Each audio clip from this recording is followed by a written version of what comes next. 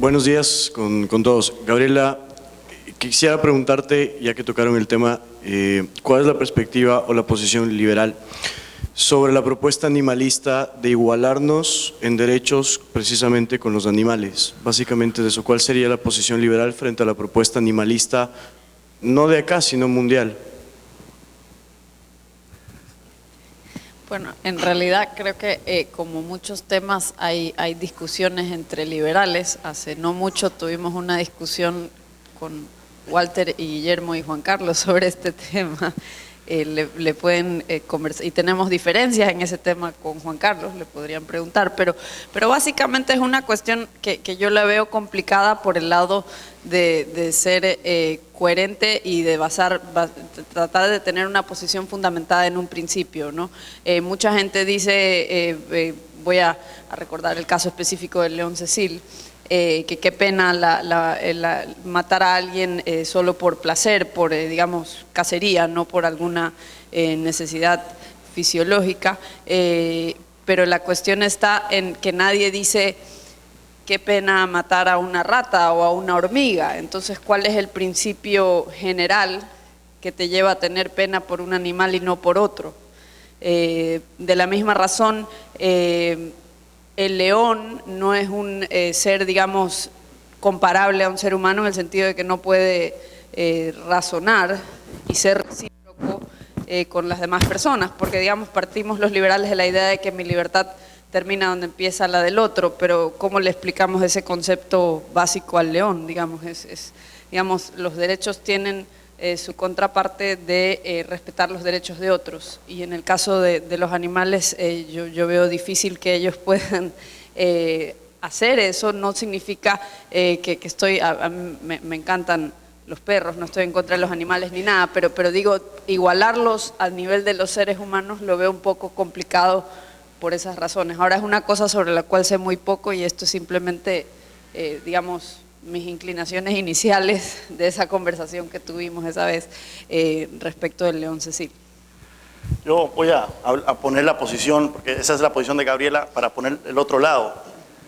Ahora, con todo esto del León Cecil, ¿verdad? Se abrió un tema muy interesante que yo creo que ilustra las actitudes, la evolución de las actitudes, por lo menos que tenemos en Occidente, hacia el trato hacia los animales. No es que en Occidente estemos planteando que los animales tengan derechos, aunque hay ciertamente grupos que quieren que los animales tengan derechos y que los tratemos igual como a seres humanos, lo cual me parece que es una locura, pero ciertamente en Occidente estamos llegando a un punto en que reconocemos que los derechos tienen ciertas prerrogativas. Y una de estas prerrogativas es que no deberían de ser asesinados o no deberían de ser torturados sin ningún tipo de satisfacción humana siendo satisfecha de por medio. Y ese es el caso por el cual la muerte de León Cecil generó tanta controversia, por el hecho de que no se trató de una muerte por control de especies, ¿verdad?, para limitar la población, no se trató de comida, no, simplemente se trató de matar por placer. Y eso parece que en Occidente lo estamos encontrando cada vez menos justificable. Los liberales tenemos una actitud ante las instituciones sociales que creemos que son evolutivas, no son estáticas. Por eso decir, mira, es que ¿qué lógica podemos pensar entre la diferencia entre un león y una hormiga? Bueno, efectivamente, en este momento no lo podemos pensar, pero en un futuro, esto es un proceso evolutivo, en un futuro podríamos efectivamente sacar algunas distinciones entre lo que es un león o animal mayor y un insecto, por ejemplo. Pero bueno, esa es mi posición. Hay liberales utilitaristas como Jeremy Bentham, que a pesar de ser carnívoros, y ustedes me vieron ayer comiendo salchichas, creían que los animales debían ser tratados con ciertas prerrogativas, y una de las cuales es que no se debería torturar o no se debería sacrificar a los animales sin que medie la satisfacción de una necesidad humana. ¿Significa eso darles derechos? No, pero ciertamente se les da cierto estatus con el cual hace 200 años nadie habría estado de acuerdo, por ejemplo. Ya que tocaste el tema, Juan Carlos, quería preguntarte, ¿cómo ves el tema, el asunto del antitaurinismo en Ecuador? Ya que más allá de ser pro-animalista, acá lo hacen con el fin de alejarse, ¿cómo es? Descolonializarse ¿cómo es? De la conquista española.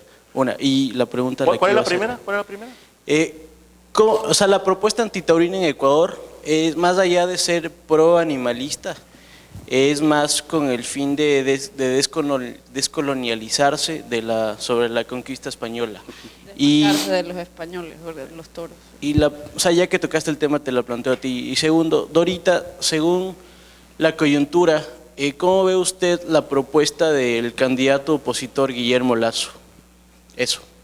Sí, bueno, entonces sobre la primera pregunta, mi posición sería de que si es una cuestión anti-española, habría que ver cómo los indios o los aborígenes no solo trataban a los animales, sino se trataban entre ellos. O sea, había sacrificios humanos antes de que llegaran los españoles y eran totalmente convenciones sociales en ese momento. Lógico, no es que los españoles no los practicaran también a la hora de realizar la conquista, pero tratar de presentar esto como que esto era un paraíso donde nadie se mataba, donde no había destrucción del ambiente, donde los animales tenían derechos antes de que llegaran los conquistadores, me parece un revisionismo histórico impresionante.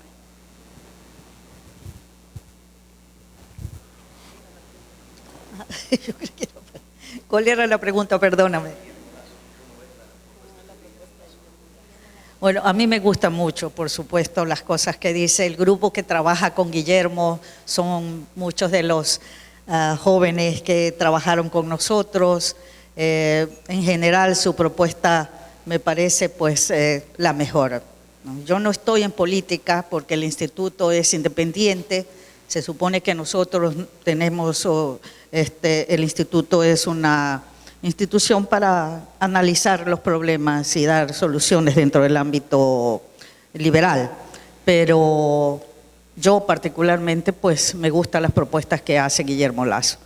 Ahora, ¿qué posibilidades tiene de salir elegido? Pues eso todavía tenemos un año largo de trabajo y ver qué es lo que hacemos y cómo podemos cada uno de nosotros, los que creemos que él sería una buena posibilidad, pues seguir haciendo y luchando. Pero yo particularmente estoy por Guillermo y todo el grupo, Pablo, todo el grupo que trabaja con él, con las propuestas que hace, creo en ese tipo de propuestas, pero siempre independiente, porque si tuviéramos la suerte de que él salga una posibilidad, pues nosotros quisiéramos ser críticos también de él, ¿no? Esa es nuestra posición.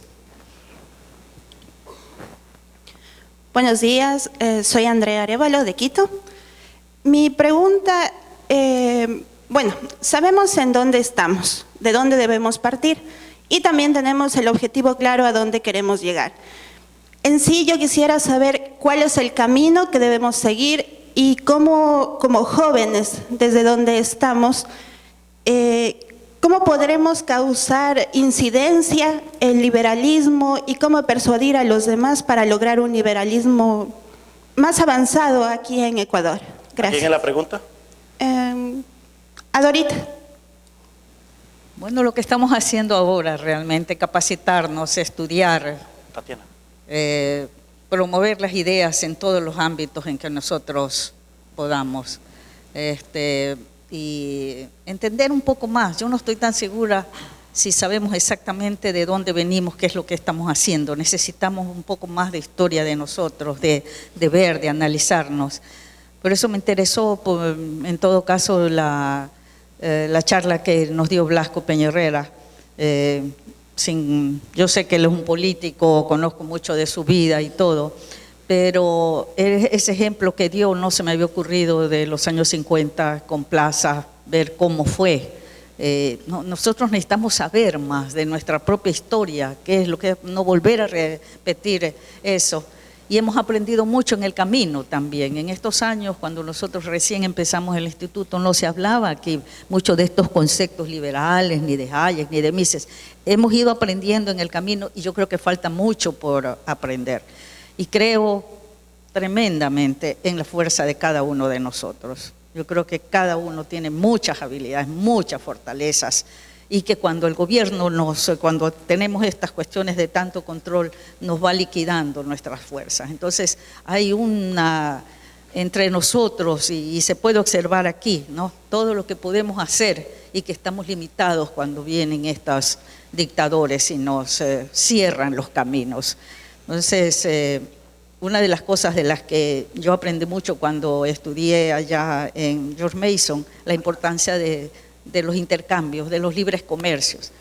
Si yo tuviera una oportunidad de decir, bueno, ¿cuál es la mejor política? ¿Qué es lo que debemos hacer para empezar a abrirnos al mundo? Estamos tan fuera de todos los contactos internacionales en la época de tanta tecnología y todo, y nosotros encerrados aquí, me parece un crimen. Ver todo cómo se están haciendo, como Chile tiene 40 convenios y cómo nosotros estamos encerrados, eso no puede ser. Debe haber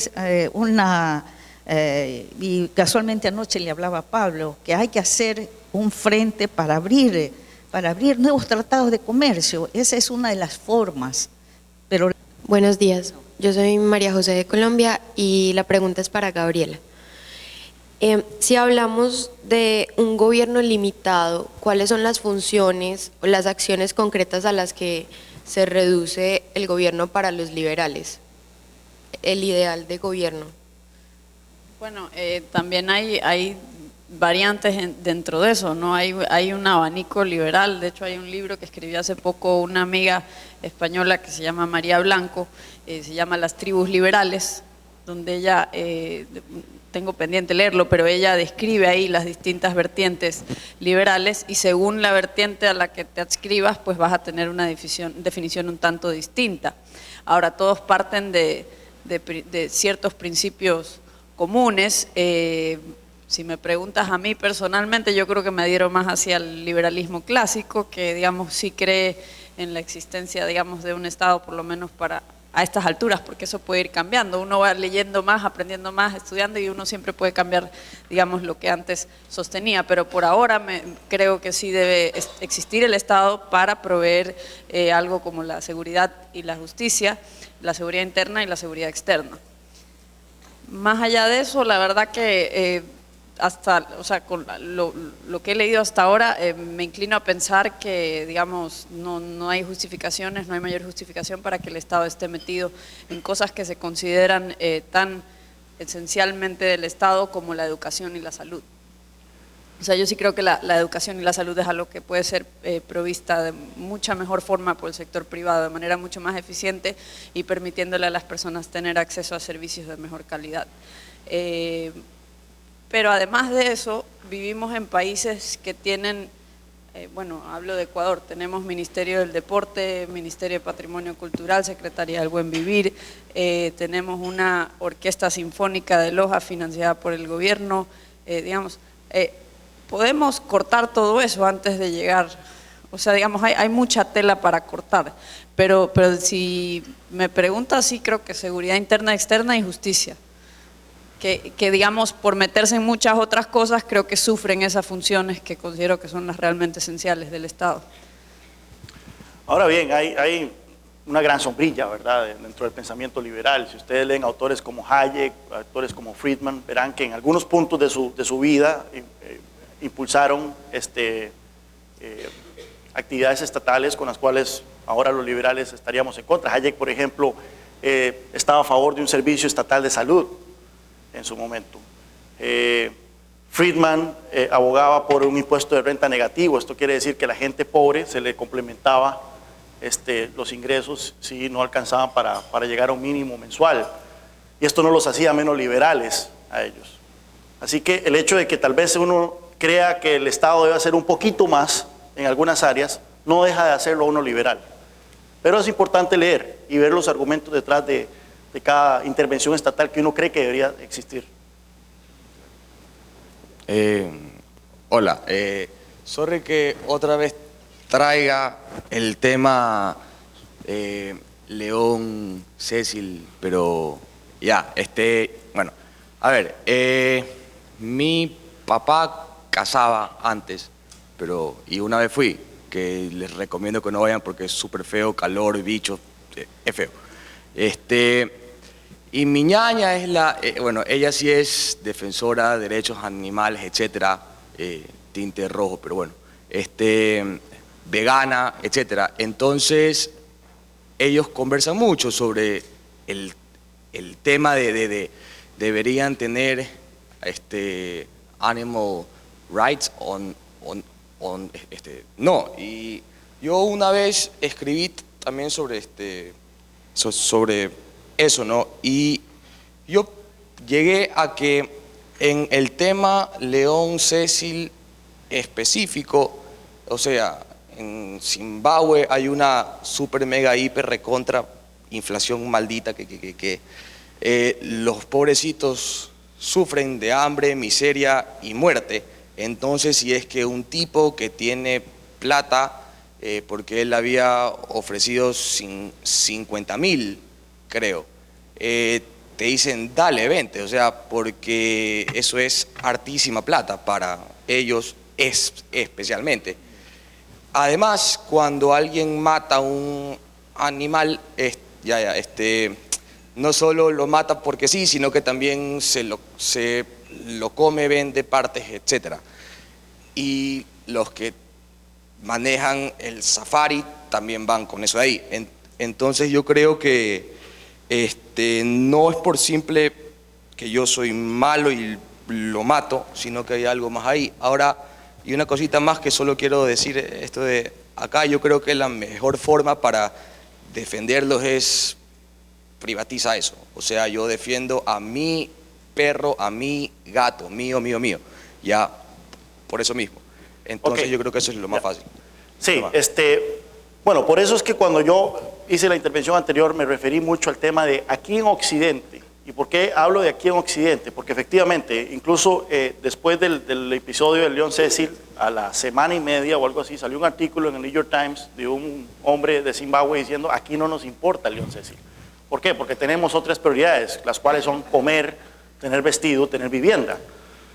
De nuevo, entonces, eso enfatiza el carácter evolutivo de esta convención social que es nuestro trato hacia los animales. En Occidente ya hemos alcanzado cierto nivel de desarrollo en donde una vez satisfechas nuestras necesidades básicas como comer, como el vestido, como la vivienda, podemos empezar a preocuparnos por otras cosas, incluyendo el bienestar animal. Y de hecho, una de las maneras de medir la evolución en el desarrollo de las sociedades, el desarrollo económico, es qué buen trato le dan los habitantes de un país a sus animales. Por eso, mi tesis, como liberal, es que estamos en un proceso evolutivo en nuestra relación con los animales. ¿Hacia dónde nos va a llevar? No sabemos. Están desarrollando derechos, lo dudo, yo no quiero hablar de derechos animales, pero sí creo que vamos hacia un estadio en donde eventualmente a los animales se les darán ciertas prerrogativas de las cuales se incluyen que no pueden ser asesinados simplemente por placer.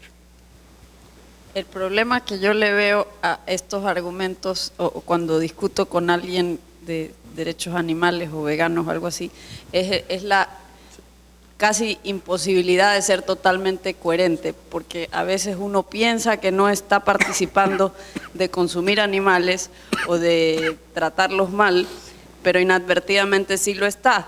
Por ejemplo, las partes del cuerpo de un chancho terminan en 1000 productos que uno nunca se las imaginaría. Por ejemplo, la grasa del chancho se usa para cuajar el yogur. Hay un componente de la grasa de chancho que se utiliza en el yogur. Y puede ser que alguien que dice yo no como chancho porque no me gusta cómo lo producen, etcétera, sin querer está comiendo un subproducto del chancho. Y en muchas otras cosas. Entonces, luego dicen que bueno, que no deberían ser torturados. Bueno, hay muchas cosas en la industria de alimentos que se hacen de forma de rutina, de cómo se producen los pollos, cómo se producen digamos, la carne, etcétera, etcétera, que digamos nosotros como seres humanos, si nos trataran igual que a esas gallinas, pensáramos que eso es una forma de tortura. Pero no por eso creo que Juan Carlos esté en contra digamos, de la industria de los pollos, no creo que lo estás. Entonces el problema es, yo lo veo bien complicado por la parte de ser coherente, porque digamos, ¿qué definimos como tortura? Digamos, un ser humano consideraría que estar en una jaula con un tubo que te embuten todo el día balanceado, eso es una especie de, una forma de tortura. o al menos eso, algo parecido se decía de los prisioneros que estaban en Guantánamo, que estaban encerrados todo el día. Bueno, entonces la cosa es que hay un problema de coherencia, de que, o sea, ¿quién define qué es la tortura? ¿La definimos de acuerdo a estándares de seres humanos o la definimos de acuerdo a estándares de animales? Es una cuestión de estética, de que un tipo de tortura se ve feo, otro tipo de tortura no se ve feo. Entonces, yo lo encuentro muy difícil de definir, lo encuentro muy gris. ¿Quién vas? Allá. O sea, yo creo que el debate entre nosotros está yendo más hacia lo que es respetamos o no respetamos a los animales. Yo creo que eso podría ser hasta cierto punto subjetivo, cada quien va a decidir respetarlos, otros van a decidir no respetarlos, y eventualmente tal vez lleguemos a un consenso mundial en el cual ya estamos en el mundo perfecto y todos vamos a respetarlos. Pero no sé si como liberales haya algún consenso en el asunto de leyes, o sea, ¿vamos a crear eventualmente leyes que los protejan? ¿O las leyes deben ir ahora, o ya cuando haya ese consenso mundial de respeto a los animales recién tienen que aparecer esas leyes? Sobre el tema de las leyes, bueno, ayer ustedes vieron cuando Gabriela habló y también Cabieces hablaron sobre cómo muchas veces el derecho va por adelante de la legislación. Estamos descubriendo derecho constantemente, estamos descubriendo reglas, y eso es parte de mi posición con respecto al tema de los animales. Si vamos a llegar a un punto en donde debe existir leyes contra la tortura animal, no lo sé. ¿Qué tan conveniente? No lo sé.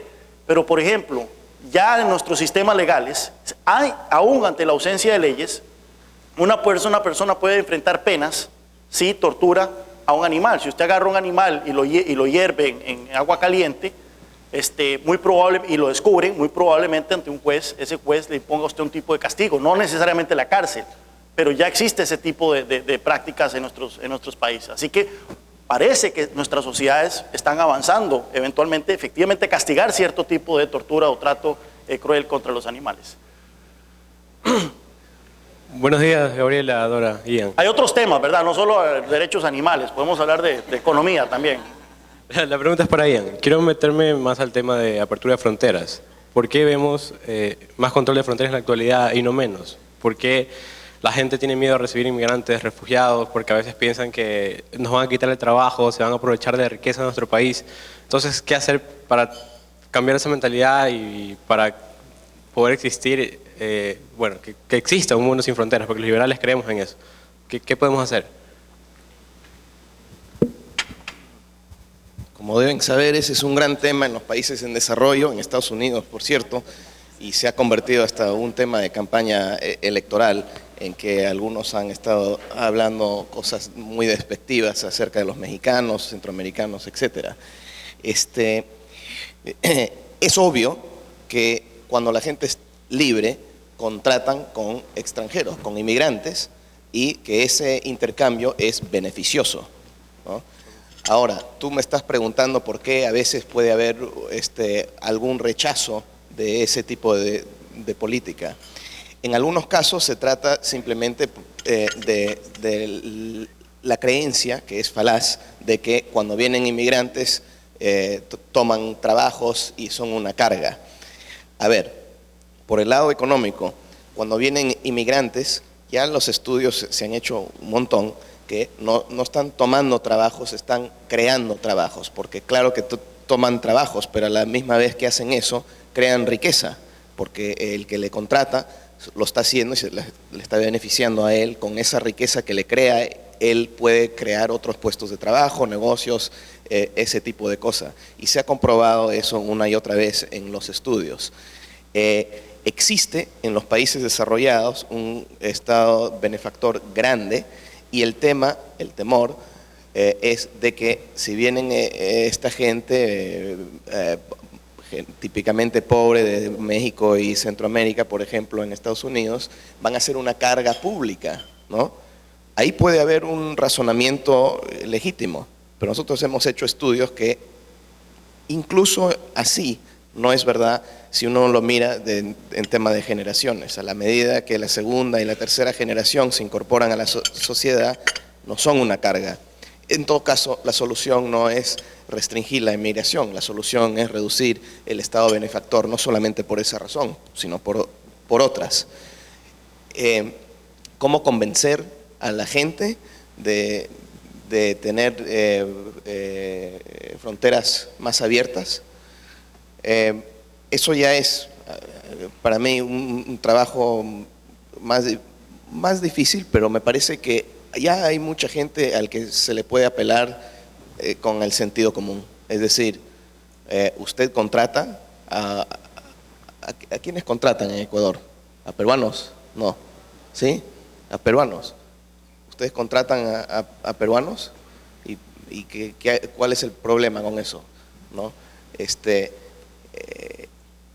Por ahí, por ese lado del sentido común se puede hacer algo, pero me parece que además se tiene que educar a la gente de que esto no, que lo que se dice de los inmigrantes no es verdad. Los debates dentro de los países en desarrollo acerca de los inmigrantes es un poquito diferente que los debates en los países desarrollados que tienen un estado más grande. Y de todas maneras se han hecho estudios acerca del impacto del libre flujo de inmigrantes y la creación de la riqueza. Un estudio que salió hace como 2 años, que ha sido muy importante, pero no ha tenido impacto en la política, pero es muy importante, es que si se eliminara alrededor del mundo todas las restricciones, esto incrementaría el PIB mundial por entre 50 y 150%. No hay una política, no hay un cambio de una política más poderosa de eso. Libre comercio, nada compara. ¿Por qué? Porque al mudarse un haitiano de Haití a Estados Unidos, por ejemplo, incrementa su sueldo 8 o 10 veces. La misma persona con la misma capacidad en otro lugar. Ese dinero incrementa la riqueza del mundo y también lo redistribuye a Haití. Haciendo eso a nivel global incrementaría enormemente la riqueza de todo el mundo. Muy buenos días. Mi pregunta es un poco más yendo a lo práctico. Digamos, nosotros como, digamos, el liberalismo, ¿qué podría ser actualmente en un problema como lo que está pasando ahorita con ISIS o Hamas en el Medio Oriente? ¿Qué podríamos hacer ya en lo práctico? Yéndonos un poco más de lo teórico a lo práctico, dejando, todos somos aquí países observadores, pero ¿qué podríamos hacer nosotros como del liberalismo al problema que está ocurriendo allá? Y si es que podrían decir, fuera interesante escuchar como que un punto de vista de los 4, no solo de una persona, si es que es posible, obviamente. A ver, yo creo que desde acá hay muy poco que nosotros podemos hacer para resolver un problema que está bien enraizado en una región con antagonismos históricos y es por eso que a mí me parece que ni Estados Unidos ni Ecuador pueden efectivamente intervenir en esa región, ya sea por fuerza militar o de otra manera, para cambiar eso. A mí me parece que los problemas son mucho más enraizados y que la solución viene de que en esa región empiecen a combatir esa amenaza de maneras distintas. Ahora sí, ahí se tiene que enseñar todavía más estas ideas. La región árabe es la región probablemente más cerrada al mundo en términos de ideas intelectuales. Ahí casi no se publican traducciones de libros. No son accesibles ideas que sí lo son en Latinoamérica y lo ha sido por décadas o cientos de años. Ahí no. Y la gente no habla inglés o otros idiomas. Por lo tanto, ideas básicas no existen. Y además de ser una región bastante cerrada en términos económicos, que les aísla todavía más. O sea que me parece que la solución empieza por esa parte. También tiene que haber una solución militar. Esta gente está matando a otros, ¿no? Pero les corresponde a los actores de esa región y me parece muy difícil tratar de imponer una solución desde de afuera, eso quiere decir un constructivismo que nunca ha funcionado. Sí, hay que tener claro que la intervención de Occidente ha sido una gran responsable de todos estos problemas. Tras la caída del Imperio Otomano, todos estos países donde existían diversas sectas musulmanes, estaban los chiitas, estaban los sunitas, estaban los kurdos, fueron divididos entre las potencias de manera arbitraria. Siria es un país totalmente ficticio, igual lo es Jordania, igual lo es Arabia Saudita, lo es Irak. En algunos casos, como el caso de Siria, en el caso de Irak, hay 3 grandes etnias conviviendo en un solo país, sin ningún sentido de nacionalidad. Ahora bien, con la caída de estos dictadores fuertes, impulsada por el mismo Occidente en algunos casos, como fue el caso de Libia, como fue el caso de Irak, como ha tratado de ser el caso de Siria, esta guerra civil entre sectas ha salido a flote, y la pregunta es cómo va a intervenir Occidente para hacer esto mejor. Y lo que vemos es que cada vez que Occidente interviene, las cosas se ponen peor. Es más, todavía en Estados Unidos, ahora que hay un Bush lanzándose para presidente, una de las grandes discusiones es, ¿está mejor el Medio Oriente sin Saddam Hussein? Y durante muchos años la gente que impulsó la invasión de Irak en el año 2003 apelaba a ese argumento para decir, bueno, incluso por el hecho de que no encontramos armas de destrucción masiva, nadie puede negar que el mundo está mejor sin Saddam Hussein. Hoy ya no podemos decir eso, conteniendo a ISIS ahí, que ha resultado 1000 veces peor y una amenaza todavía mucho más formidable para la seguridad mundial. Así que, primero que todo, antes de ver qué podemos hacer, es repasar cómo lo que hemos hecho hasta el momento, y por decir hemos, yo digo Occidente, ha hecho de la situación el caos en que está ahora. Bueno, muy buenos días. Mi pregunta es para Dorita. Dorita, hay algo que nos preocupa en realidad a todos los ecuatorianos, que es el tema de las enmiendas constitucionales. Voy a ser muy puntual en un artículo que me preocupa bastante, que es el 144, en el que dice que el presidente de la República pueda ser reelecto por una sola vez, y en la enmienda dice suprimir por una sola vez. Entonces damos paso a la reelección indefinida. ¿Cómo usted ve el país en el caso de que se aprueben las enmiendas constitucionales, sabiendo que en Asamblea tenemos de mayoría a Alianza País, y en el caso de que logremos que no se aprueben esas enmiendas, cómo usted lo ve? Bueno, ese es un problema pendiente que humildemente le digo, no sé cómo va a salir, pero tenemos que unirnos en eso contra esa reelección, ¿no? Realmente. No sé cómo están ahorita trabajando, especialmente los de Creo en ese sentido, que han hecho mucho, ¿no? Guillermo Lasso, para evitar la reelección. Así que será el trabajo nuestro, precisamente, de todos los que estamos aquí, tratar de evitar. Yo veo, pues desgraciadamente, lo que acabas de indicar, Andrea, que todo está en manos ahorita de la Asamblea, que lo van a hacer. Pero por otro lado, hay que darse cuenta de la situación económica en que se encuentra el país, y que el presidente no va a poder enfrentar, va a ser muy difícil el próximo año sin los ingresos del petróleo. Pero hay una gran oportunidad, hay una oportunidad maravillosa para que el sector privado empuje y vuelva a tomar la posición que debe tener. Casualmente yo estuve en una reunión la semana pasada en México y tuve la oportunidad de conversar con un político argentino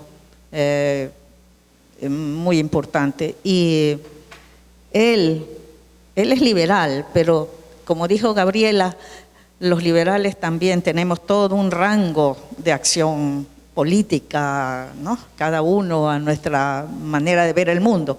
Pero me llamó mucho la atención que este señor, que ha trabajado mucho en política, escrito mucho, me dijo, bueno, ustedes van a tener un problema muy grande el próximo año. Reeligen, no reeligen, pero el presidente no va a tener los ingresos. O sea que va a significar que va a tener una situación muy dura para él.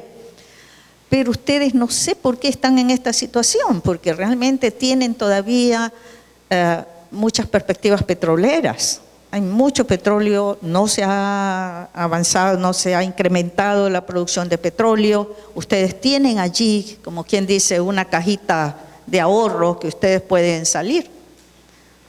Entonces yo me lo quedo viendo y le digo, pero mira esa situación que tú das, que seguimos otra vez dependiendo del gobierno, del petróleo, de lo que ellos puedan hacer. Yo no le veo esa como una solución. La solución estamos en nosotros, y fue a través del petróleo, de los recursos en manos del Estado, porque no es el tema del petróleo en sí, porque el petróleo en Texas pertenece a la gente, no que aquí pertenece al gobierno. La ley, el subsuelo, eso es terrible, ¿no? Y en eso hay excelentes trabajos que se han hecho precisamente en Argentina, autores como Yeats y todo, que dice el problema es que el petróleo y los recursos naturales están en manos del gobierno, que debe estar en manos de nosotros. El dueño debe ser el del subsuelo, el que es del suelo. Pero bueno, volviendo nomás a este tema, yo creo que es una gran oportunidad que tenemos este año de que nosotros en el sector privado se vuelva a las manos de nosotros el manejo económico, en vez de cómo ha mantenido el poder el gobierno. Muy buenos días, les saluda Eric Aguirre de El Salvador. Desde su concepción en la filosofía del liberalismo, estaremos en el momento coyuntural en Latinoamérica para que la ideología liberal se empaque en un concepto más romántico, donde se dé a conocer las bondades de la libertad para que las diferentes clases sociales lo acepten, alineados bajo una misma estrategia comunicacional liberal en Latinoamérica.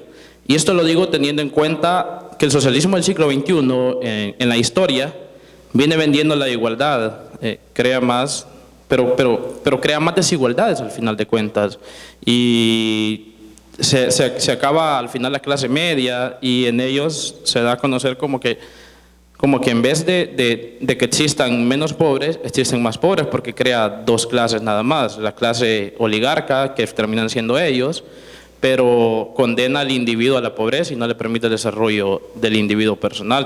Y eso creo que es algo aberrante, que el individuo no se puede desarrollar y que tenga que vivir solamente bajo problemas sociales. Para tener la pregunta bien, ¿estás diciendo que el liberalismo crea pobreza y...? No, digo que el socialismo crea pobreza, pero la pregunta es si estaremos en el momento ya coyuntural en toda Latinoamérica para que los liberales de Latinoamérica se unan y discutan cuál va a ser la estrategia comunicacional a venderle a las diferentes clases para que sea aceptado. Yo la verdad no sé si será el momento.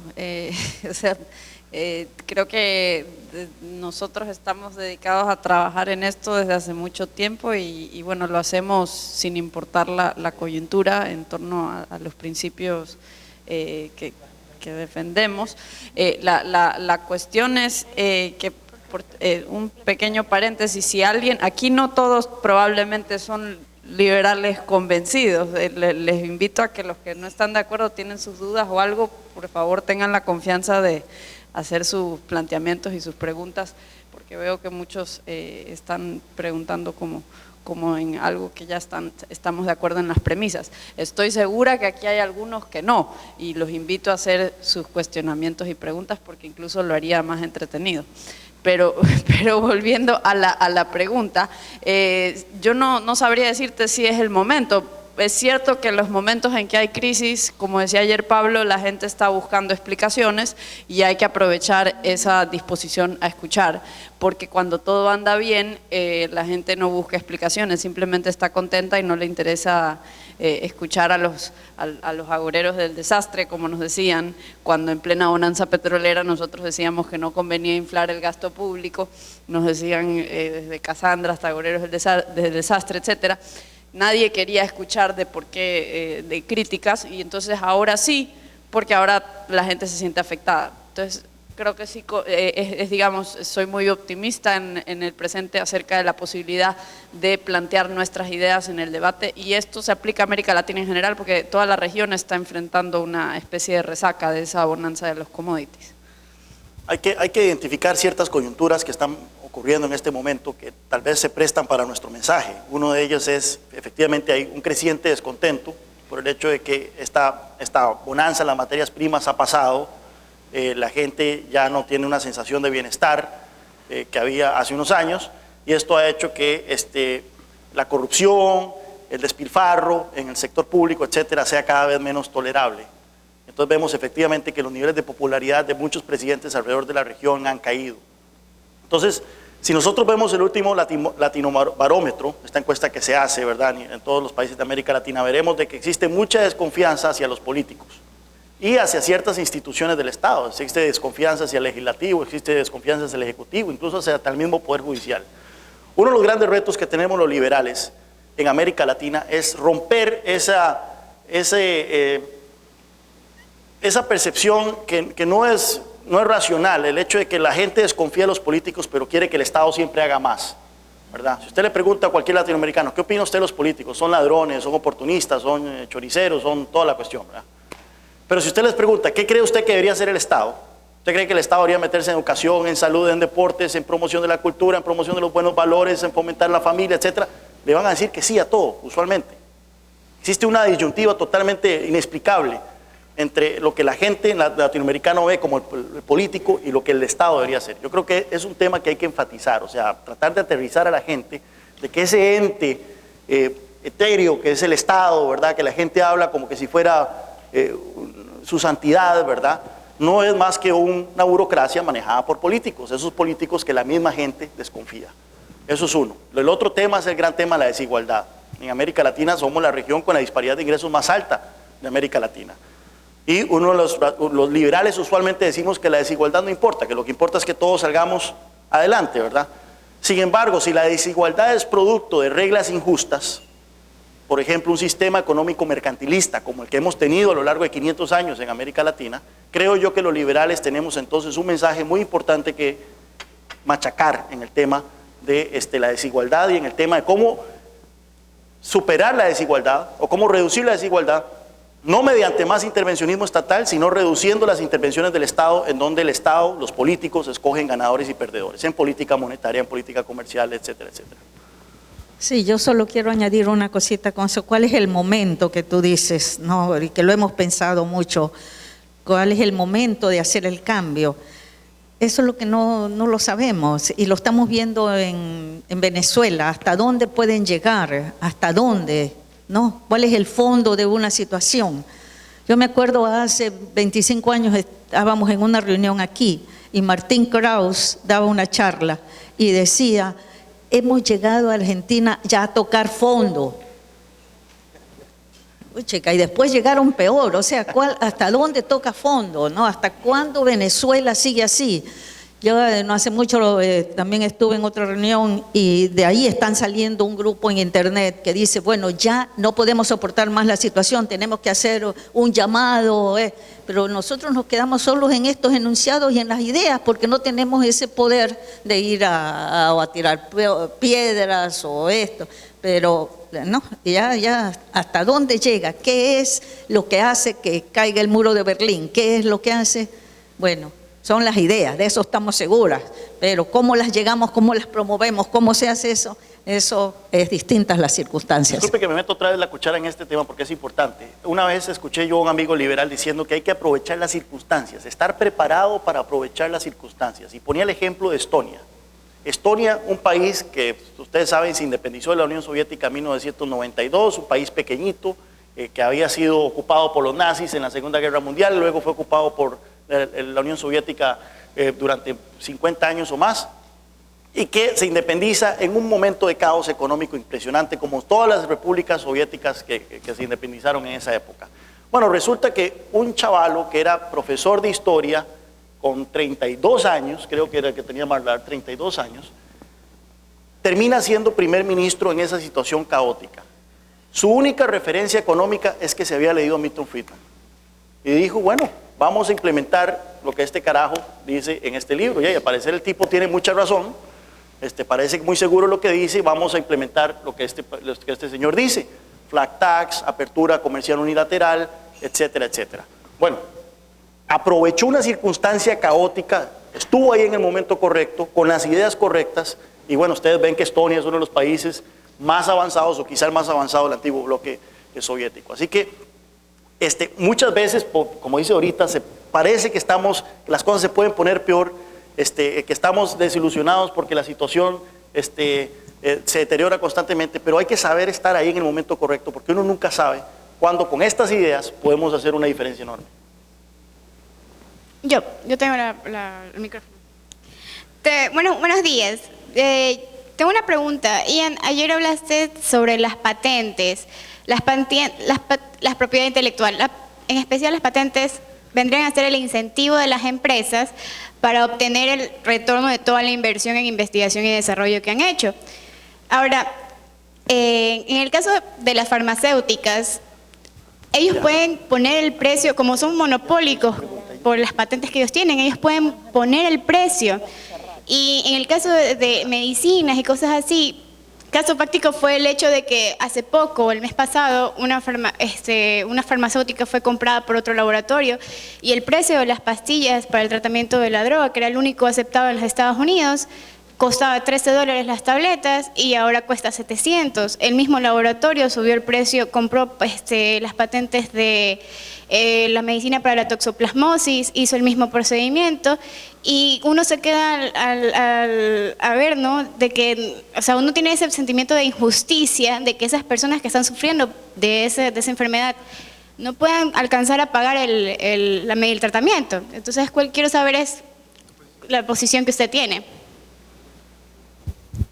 A ver, hay un gran problema con la regulación en Estados Unidos y alrededor del mundo acerca de las farmacéuticas, ¿no? Para sacar una droga en Estados Unidos tiene que ser aprobada por la agencia que se llama la FDA y es muy difícil y muy costoso hacerlo y demora años y años. Por lo tanto, se tiene que invertir un montón de dinero para hacer eso.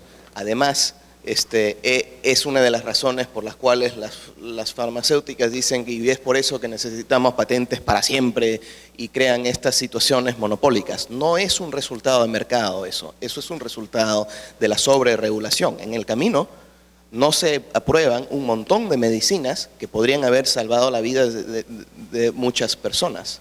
Lo que ocurrió en este caso era el hecho de que se creó ese monopolio artificialmente y le dio la habilidad de este señor no escrupuloso de comprar ese derecho y subir el precio enormemente por las regulaciones. Ahora, en este caso, aparentemente existió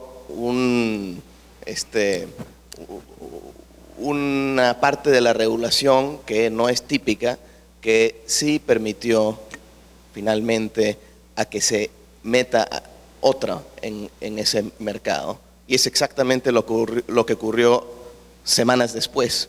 Un señor empezó a fabricar esa misma medicina porque la ley le permitió hacerlo de otra manera sin tener que pasar por las mismas regulaciones y lo empezó a vender a $1. ¿Ya? Entonces, al final el mercado resolvió eso, pero no fue tan fácil porque este señor que lo resolvió tuvo que encontrar otra ruta para hacerlo, dando la vuelta a las regulaciones y encontrando una manera de hacerlo. El tema de las farmacéuticas es compleja. La pregunta que yo contesté ayer era una pregunta sobre propiedad intelectual. Yo creo que si uno defiende propiedad intelectual,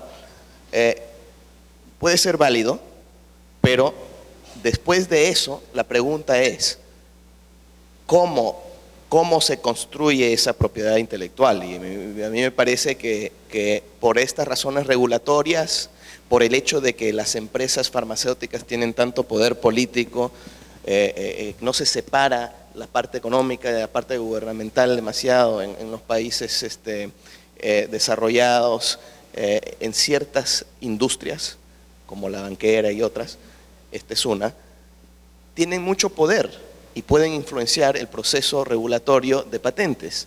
Y ese es el problema, no hay una separación. Yo creo que tienen que haber reformas. Si uno cree en patentes, tiene que haber reformas que reducen los privilegios que se le han dado, que para mí me parecen en muchos casos excesivos. Aquí.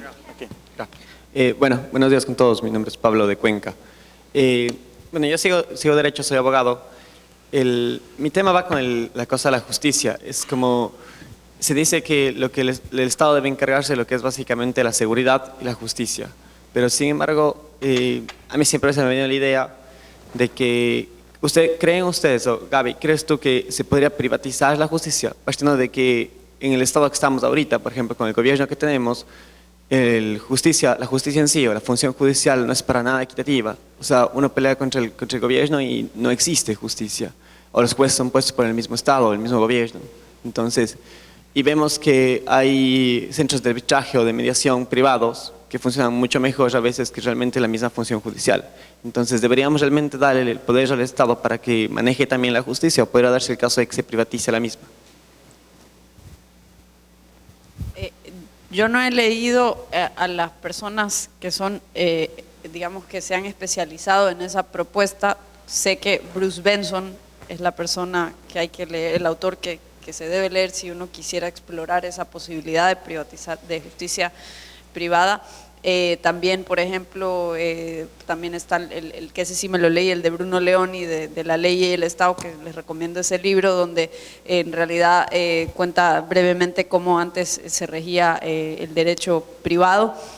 Yo creo que es algo que vale la pena considerarlo. Gente que yo respeto mucho y admiro mucho considera que en efecto se podría considerar viable privatizar la justicia, pero yo creo que no conozco lo suficiente como para proponerlo enérgicamente o para defenderlo, me explico.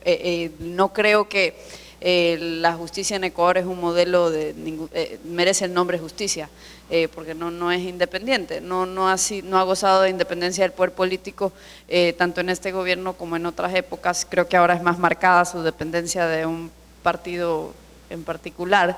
Entonces, no creo que el caso ecuatoriano puede servir para descartar otras justicias en otros países que sí funcionan de manera independiente del poder político.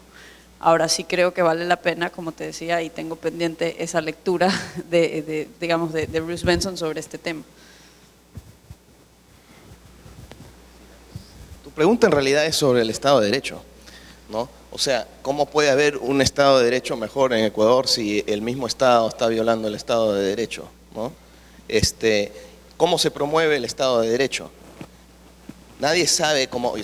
Hay muchísimas personas que trabajan sobre este tema académicos, un ejército de gente en el Banco Mundial para promover el Estado de Derecho. Yo les hablo y les pregunto cómo se promueve y nunca me han podido contestar. Yo creo que el Estado de Derecho no se puede promover directamente, porque si uno mira a los países que tienen Estado de Derecho, son países que lo lograron, estamos hablando de los países avanzados, que lo lograron a través de varios siglos. Demoró 8 siglos que se creara el Estado de Derecho en Europa, ¿no? Y lo hicieron dentro de un contexto de un Estado mínimo. O sea, el Estado no tenía 27 ministerios y hacía todo tipo de cosas, ¿ya? Una de las razones por la cual a mí me parece que Latinoamérica tiene tanta dificultad en desarrollarse, en hacer reformas bajo democracia y de manera exitosa, es justamente porque en realidad no está siguiendo el patrón de los países exitosos. Es decir, sí, en Latinoamérica se han hecho reformas económicas, liberales, importantes, que yo apoyo, pero no lo suficiente, porque si uno mira al tamaño del Estado en Latinoamérica, sigue siendo grande. O sea, sigue gastando 20% o 25%, en Argentina creo que es entre 30 y 40% del PIB, es 40%, Brasil es 30 y tanto %. Es enorme el Estado. Eso para mí es exactamente contrario al Estado de Derecho, porque implica una arbitrariedad y privilegios, todo lo que nosotros conocemos. Así no se desarrolló. No se desarrollaron los países del primer mundo. Primero tenían Estado de Derecho y Estados chicos.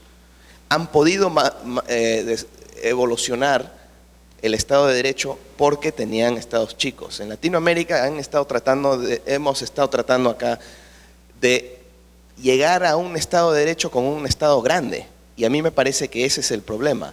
Cuando tú tienes el Estado grande, no solamente tienes un sector informal en la economía, que es enorme, como enseñé en la gráfica ayer con todos los problemas, sino en el tema de la justicia, porque Cuando se resuelven problemas en el sector informal, que es enorme, se lo resuelven de manera informal. Y en Latinoamérica, por todas partes, existe una justicia informal, que viene a ser como el common law en Inglaterra. La gente tiene manera de resolverlo, ¿no? Y se está desarrollando ese tipo de Estado de Derecho informal. El problema es que no concuerda con la parte formal del país, donde hay un Estado enorme que interfiere en eso. Para mí, para promover el Estado de Derecho, hay que achicar el tamaño de Estado, o si no, no vamos a llegar. Hola, mi pregunta va para Ian. Creo que ya hemos hablado bastante acerca de León Cecil y de por sí es un tema interesante y que nos mueve bastante. Quisiera que hablemos acerca del aborto y del control de natalidad. Von Mises menciona en su libro Human Action su favor para el control de natalidad, al considerarlo un medio que pueden usar los individuos para evitar que un hijo no deseado perjudique gravemente su nivel económico. Por otro lado, Hayek menciona en Camino de Servidumbre, casi al terminar el libro, más bien enumera los elementos humanitarios de nuestra moral social. El respeto por la vida humana, por el débil y por el individuo en general. Quisiera saber cuál es tu postura frente a esto. A ver, cuando Mises habla del control de la natalidad, él no está hablando desde un punto de vista de políticas públicas, él está hablando de política personal, uno debe escoger. Y hay diferentes maneras, como estoy seguro ustedes están al tanto, de controlar la natalidad. Pero tu pregunta en realidad es sobre el aborto, ¿no? ¿Cuál es el punto? No hay un punto, no, digamos, en el liberalismo no hay un consenso, no hay una postura liberal sobre el aborto. Los liberales tienen diferentes posturas dependiendo de su punto de partida. O sea, si el liberal considera que en el momento de la concepción ahí hay una vida humana, y los liberales creemos que hay que defender la vida del individuo, entonces no creen en el aborto. Pero si el liberal no cree que ese momento de concepción es válido para considerar eso, entonces puede estar a favor del aborto hasta cierto punto, dependiendo de su punto de vista. Yo creo que los liberales que creen que el aborto es una violación a los derechos humanos de uno, estamos en la minoría. Yo, por ejemplo, creo eso, porque considero que la vida empieza en ese momento, pero entre mis colegas en el instituto yo creo que estoy en la minoría. Ahora, no tengo la menor idea que creen mis colegas acá, pero ese es el debate, ¿no? Depende de tu punto de partida. Yo, por ejemplo, creo en el derecho de elegir, digamos, esa es mi postura, siempre lo he pensado que nosotros tenemos ese derecho, especialmente las mujeres, de elegir, pero hay todos los colores y hay todas las posiciones. Yo concuerdo con Ian en ese punto de que todos fuimos cigotos en algún momento, no sé, entonces digamos, y la tecnología va avanzando de manera tan rápida que es impresionante cómo en los mejores centros de atención pueden hacer sobrevivir a una edad cada vez más temprana de gestación a los bebés. Entonces, creo que no conocemos lo suficiente y no sé, me inclino a pensar que ante la duda ahí puede haber parece que ya hay una vida, entonces creería que sí hay que protegerla. Ahora bien, sobre el tema del control de la natalidad no como política pública, sino como tema de desarrollo, lo que podemos ver es que conforme las sociedades se hacen más prósperas, las mujeres tienen menos hijos. Antes las familias tenían muchos hijos, primero porque había una alta tasa de mortalidad infantil, entonces la posibilidad de que muchos de estos hijos murieran era muy alta. Y luego también como una política de seguro. Estas familias eran muy pobres, y tenían muchos hijos pensando en que estos hijos los iban a cuidar, algunos de estos hijos los iban a cuidar una vez que alcanzaron una edad mayor. Ahora, conforme las sociedades van haciéndose más desarrolladas, existen sistemas de pensiones, etcétera, etcétera, vemos que efectivamente las mujeres están teniendo menos hijos, al punto que en algunas sociedades europeas, pero incluso algunas sociedades de nuestros países, aquí en América Latina, la tasa de natalidad es inferior a la tasa de reemplazo, que es 2.1 por mujer. Por ejemplo, en Costa Rica, donde soy yo, tenemos una tasa de natalidad inferior al 2.1 y no somos todavía un país desarrollado. Pero eso es un fenómeno que vemos. Ahora bien, ¿es conveniente que tengamos menos gente o más gente? Estamos sobrepoblados en el mundo. Hay autores como Julian Simon, un autor que le recomiendo, que dice que más bien podríamos tener muchísimo más gente en este planeta. Si todos tuviéramos la densidad de una ciudad como Nueva York y todos pudiéramos vivir, toda la raza humana pudiéramos vivir en un lugar con la densidad de New York, todos cabríamos en el estado de Texas, en Estados Unidos, y el resto del mundo sobraría, ¿verdad? Así que podríamos tener muchísimo más gente, porque lo que Julian Simon decía, al final de cuentas el recurso que más importa es la mente humana. Y entre más haya gente, más mentes habrá y más posibilidades de desarrollo habrá. ¿Quién más? ¿Quién falta aquí? Tenemos 20 minutos más, así que entre más rápido las preguntas y las respuestas, más chance para que todos puedan. Gracias. Dorita, el mío es una pregunta que apunta a lo histórico. ¿Cuál cree usted que fueron las fallas estructurales de instituciones en el Ecuador para que la aplicación del consenso de Washington no haya tenido resultados esperados o lo que se buscaba en temas de liberalizar la economía y desarrollo? Bueno, ese famoso consenso de Washington de que nos han hablado tanto, pues fue alguien que se le ocurrió y habló y puso una serie de reglas, pero yo creo que no tiene que ver mucho con la realidad de nuestros países y las decisiones que debemos de tomar. No siempre nosotros debemos buscar nuestras propias soluciones y entonces no le veo mucha relación. Ese consenso de Washington que lo analizamos y se lo habló tanto, realmente no, tenía unas cuantas cosas y no sé si tú...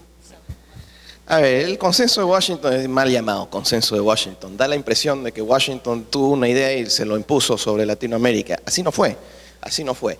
Es que América Latina estaba fracasando, ¿ya? El tipo que le dio el término es un economista conocido que se llama John Williamson. Yo le conozco y le he debatido estos temas. El consenso de Washington, que era 10 puntos, en que él decía hay que tener libre comercio, hay que tener tal y tal, y no todos eran puntos liberales, ¿eh? Algunos sí, algunos no. El tema es esto: Latinoamérica empezó a hacer reformas liberales porque en Latinoamérica los latinoamericanos se dieron cuenta que hay que hacerlas. No porque vino Washington en su dado momento con 10 reformas, no fue así. O sea que da la impresión que fue así. Me parece que sería mejor hablar del consenso latinoamericano, que además sería un poquito diferente el consenso de esos 10 puntos, y esos 10 puntos no eran completos, eran incompletos, una agenda que era parcial nada más, y además solamente se cumplió parcialmente y no mucho en algunos países, mucho más en otros. Por lo tanto, a mí me parece que hemos perdido demasiado tiempo hablando del Washington Consensus en Latinoamérica. En realidad, los cambios ocurren porque dentro de la sociedad se dan, no porque viene alguien de afuera a imponerlos.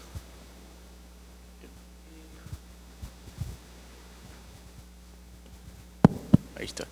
¿Qué tan viable es legalizar las armas en Latinoamérica? Hemos visto que el NRA de Estados Unidos, bajo la segunda enmienda, que tiene los argumentos de la segunda enmienda y ha demostrado con ejemplos que las personas portando armas han podido ser incluso mucho más efectivos que la fuerza pública. Sí, bueno, no existe evidencia empírica que señale que entre más armas en una sociedad hay más violencia. Tenemos países que están armados hasta los dientes, como Suiza y como Israel, que son de las sociedades con las tasas de homicidio más bajas del mundo. Tenemos países que son desarmados, donde tener armas es ilegal, como Japón también, que tiene tasas de homicidio muy bajas. Hay un factor cultural muy fuerte en ese sentido. Los liberales creemos que consustancial al derecho a la vida está el derecho a poder defender la vida de uno, y por lo tanto, si el Estado le limita a uno la capacidad de tener un mecanismo para defender a la familia, la vida de uno, la propiedad, está transgrediendo indirectamente ese derecho a la vida. Partimos también del hecho de que los delincuentes nunca van a cumplir la ley, por su naturaleza propia. Por definición propia, los delincuentes no siguen no respetan la ley. Entonces, si usted pasa una ley prohibiendo el acceso a las armas, quienes la van a cumplir son los ciudadanos honestos, mientras que los delincuentes siempre van a andar armados. Entonces está terminando de amarrar al burro frente a un tigre que anda suelto. Por eso es que los liberales creemos que la gente debe tener un derecho razonable a tener armas de fuego. Ahora bien, ¿que eso significa tener lanzafuegos y tanques de guerra y todo? No, tampoco.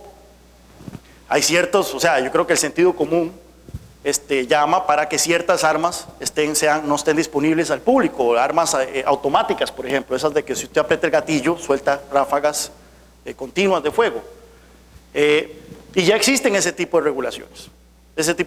Principalmente vemos que la política de armas que más funciona, o la más razonable, es aquella en donde toda persona que no tenga un récord criminal y solicita un permiso de armas, se le concede ese permiso de armas.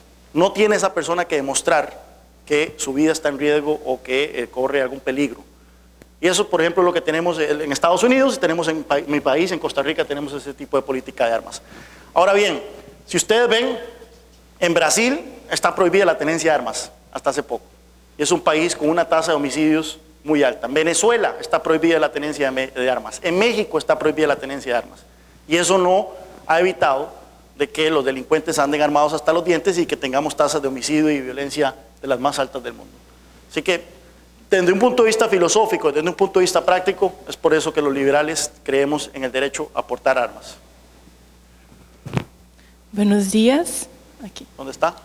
Allá. Sí. Gostaria de compartilhar algunas cosas de Brasil, con permiso. En Brasil, en los eventos de los jóvenes líderes, siempre hacemos una pregunta para las personas. ¿Cómo podemos promover las ideas de libertad para las personas más pobres y para las personas más ricas, de todas las profesiones? Y tengo un ejemplo que me gusta mucho, que es mi papá, que es un empresario de Brasil, de producción de commodities. Y mi papá no le gustó Mises, no le gustó Hayek, ni Milton Friedman, las ideas muy complicadas para él. ¿Sí? Entonces yo di un libro llamado La Revolución de Atlas, donde mi papá se tornó un liberal, porque es la realidad de su profesión, la realidad de su vida, como la burocracia, la regulación en los empresarios. Entonces, creo que es una manera muy buena de divulgar las ideas. En Brasil llamamos de las ideas pop, que son para todas las personas que no tienen el conocimiento de la economía, de la política, un conocimiento más teórico. Entonces, estamos a distribuir libros como La Revolución de Atlas en las escuelas, en las universidades, y estamos teniendo gran éxito. Gostaria de perguntar para vocês se acá em Equador tem algum projeto como isso.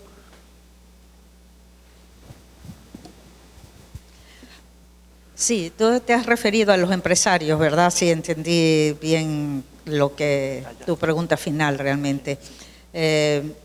Sí, nosotros tenemos muchos programas para promover a los jóvenes empresarios y consideramos que los empresarios son el motor de la economía. Pero también a veces los empresarios no son los productivos, no son los que quieren hacer ellos mismos, sino que quieren depender de lo que el gobierno les da. Entonces esos son los empresarios improductivos que nosotros llamamos, que dependen mucho del gobierno y que más luego vamos a tener una charla, creo, sobre al respecto, los empresarios mercantilistas, los que se aprovechan del poder y son los rent seekers y son los que cuando ven esas oportunidades, como todo empresario, porque el empresario es el que está alerta, el que ve las oportunidades que el resto no vemos, o se las imaginan o las crean. Entonces, y para eso se necesita ese ambiente de Estado de Derecho realmente, para que florezcan estos empresarios. Pero también los tenemos los otros y eso nos han hecho muchísimo daño, los empresarios mercantilistas. Entonces, a los jóvenes, cuando damos nosotros nuestros seminarios y nuestro trabajo con los empresarios, lo primero que les indicamos es que no deben ser empresarios mercantilistas, sino aprovechar sus propias capacidades y crear sus propias empresas Y para eso pues necesitan realmente conocer lo que significa ser liberal, como anoche nos decía Pablo, algunas de esos temas muy interesantes. Tenemos chance para 3 preguntas y las hacemos rápidas. Tenemos por acá. Bueno, buenos días. Les quería preguntar sobre un tema que en realidad creo que no hemos tocado todavía, que es la infancia. ¿A partir de qué momento se considera que los niños, o bueno, sí, los infantes, pueden tener propiedad sobre sí mismos, en cuanto es la premisa fundamental de la libertad? El que sea. Buena pregunta. Los niños en la libertad. Sí, y hay muchos programas también. En CEDICE Venezuela tienen unos programas interesantísimos para los niños. Hay uno de los autores como Martín Krauss, que lo vamos a tener luego, ha escrito un libro de economía para los niños, para mis hijos es el nombre. Pero no, yo creo que la pregunta es más filosófica. ¿qué ¿En qué momento los niños tienen derechos? Era otro tema. Bueno, sí que no sé si tú puedes. Tal vez los padres de familia aquí pueden contestar, porque yo no tengo hijos, así que. La verdad yo no tengo una respuesta exacta. Yo sé que a mis hijas no les permito tomar muchas decisiones todavía. Tiene 3 años la mayor. Evidentemente los niños, y especialmente los niños jóvenes, no tienen la misma capacidad de entender conceptos. Hay que enseñarles como padres los conceptos éticos y morales, y es por eso que tienen el mismo derecho a la vida y hay que respetar sus derechos, pero están en otra categoría porque no pueden ser independientes todavía. ¿En qué momento legalmente le podemos reconocer eso?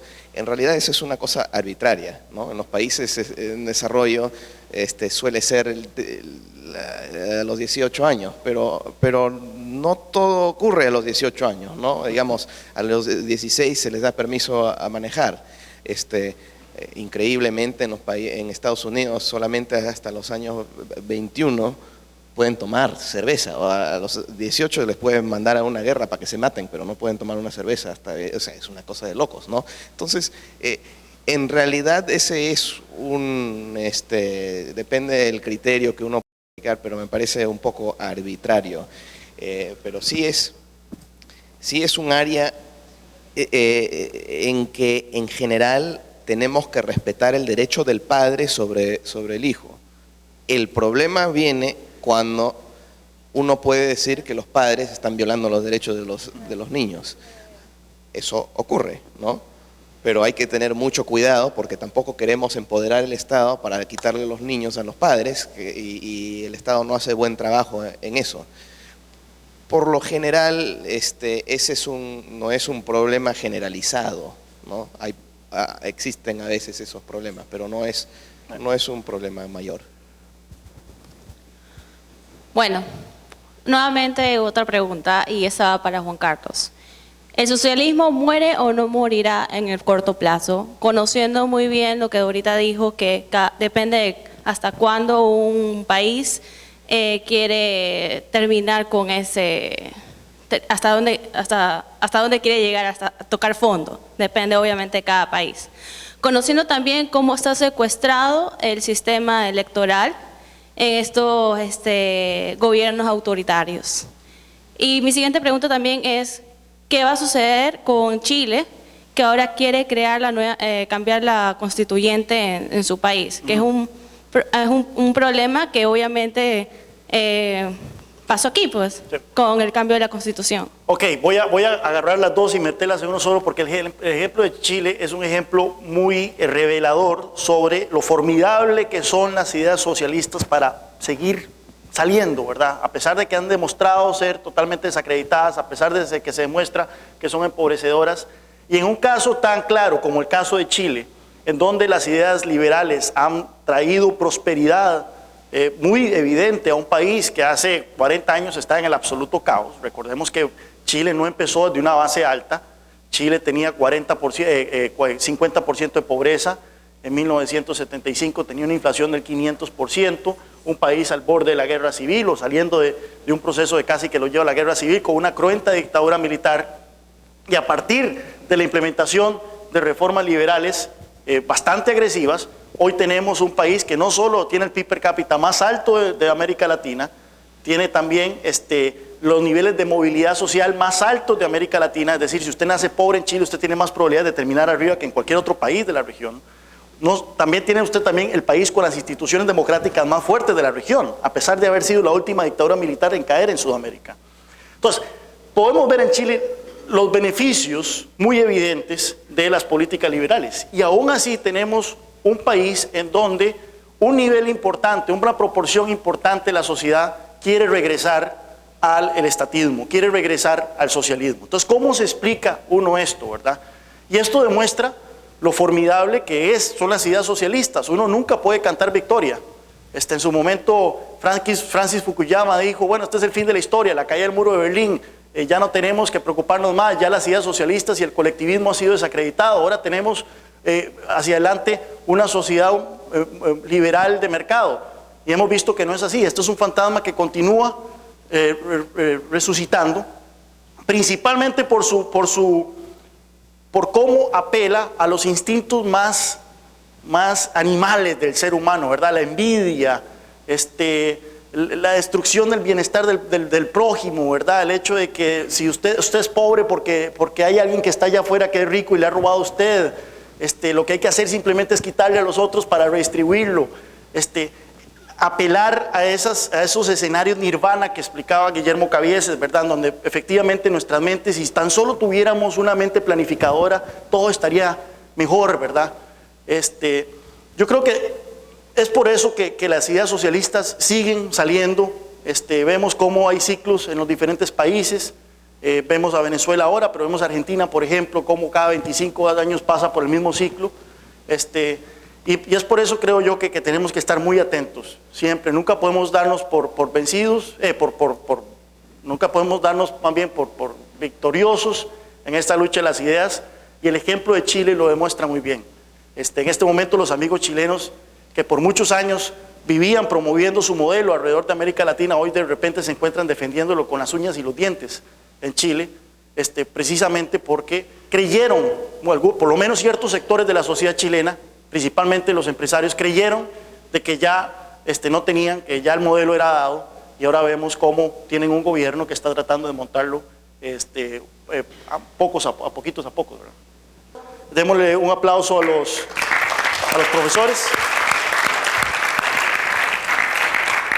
Ustedes habrán notado de que, como dijo Ian al principio de este seminario, aquí no hay respuestas absolutas, no pretendemos tener todas las soluciones a todos los problemas del mundo, y si hay algo que ustedes se pueden llevar de esta sesión es que los liberales tenemos visiones diferentes en muchos temas, de que estamos en constante proceso de aprender y evolucionar en nuestras posiciones en algunos temas en particular, como la propiedad intelectual, como el aborto, etcétera, los derechos animales o no derechos animales.